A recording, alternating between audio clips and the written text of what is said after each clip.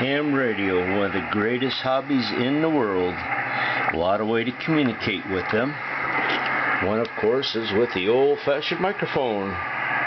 But even older than that is CW or Morse Code.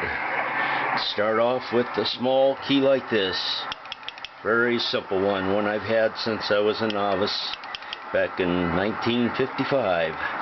Then, of course, there are the semi-automatic bugs, like this one here, and a squeeze key, which you can just send your dots and dashes by squeezing it.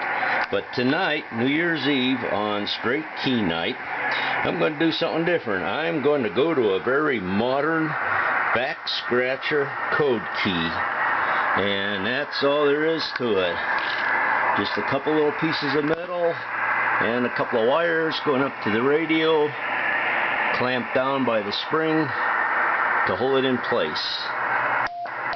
And show you that it actually works, I'm going to put out a CQ here, which is a general call for any radio amateurs who are listening that you want to make a contact.